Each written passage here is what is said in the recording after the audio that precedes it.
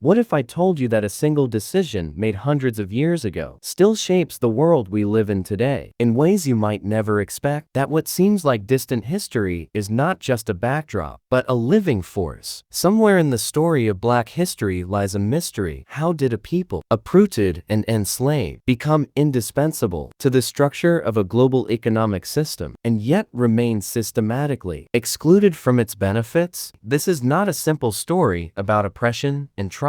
It's about how the past built the systems that define our present. By the end of this journey, you'll see things you thought you knew in a completely different light, because hidden in the timeline of Black history is a pattern that repeats progress, followed by backlash, opportunity met with restriction, and freedom constantly redefined. To understand this story, we have to go back before the birth of nations, before independence, before even the word freedom meant what we think it does today. We start with the transatlantic slave trade. From the early 1600s onward, the Americas became dependent on forced labor from Africa. Millions of Africans were captured, sold, and transported across the Atlantic Ocean to fuel plantation economies in the New World. This was not random cruelty, it was a calculated business model. Sugar, cotton, tobacco, these crops created empires. The profit margins depended on the dehumanization of human beings. By the 18th century, enslaved Africans and their descendants made up a massive part of the population in many colonies. In places like Virginia and South Carolina, 1 in 5 people was enslaved. Their labor was the backbone of a global economic system that built modern wealth for nations and individuals who would later claim to stand for liberty. The contradiction at the heart of the American project, freedom for some built on bondage for others, was there from the beginning. When slavery was finally abolished in the United States in 1865, it seemed like a new chapter had begun. But emancipation didn't end racialized labor or economic control. Instead, the system adapted. Sharecropping replaced slavery as a way to keep freed Black families tied to the land and to debt. The political gains of Reconstruction, Black men voting, holding office, building schools were met with organized backlash. In 1896, the Supreme Court's decision in Plessy v. Ferguson legalized segregation under the phrase separate but equal, entrenching the idea that Black Americans were second-class citizens. From the ashes of that betrayal came new forms of resistance. In the early 20th century, the Harlem Renaissance turned pain into art, exclusion into expression. Writers like Langston Hughes, artists like Aaron Douglas, and thinkers like W.E.B. Du Bois showed the world that Black identity was not a deficit, but a strength. Meanwhile, millions of Black Americans left the rural South in what became known as the Great Migration, seeking opportunity in cities like Chicago, Detroit, and New York. They became factory workers, business owners, and professionals, reshaping American culture and industry. Yet, even as new possibilities opened, the architecture of inequality stayed standing. Banks denied mortgages to Black families through redlining, literally drawing maps around neighborhoods where loans wouldn't be issued. Those maps determined which communities could build wealth and which would be left behind. When World War II ended and America entered its post-war boom, white families used government-backed loans to buy homes and accumulate generational wealth. Black families, excluded from those programs, were largely left out of the prosperity. The 1950s and 60 seconds brought what seemed like a turning point. The civil rights movement shattered the legal foundations of segregation. Brown v. Board of Education declared separate schools unconstitutional. The Civil Rights Act of 1964 and the Voting Rights Act of 1965 broke down many formal barriers. Martin Luther King, Jr.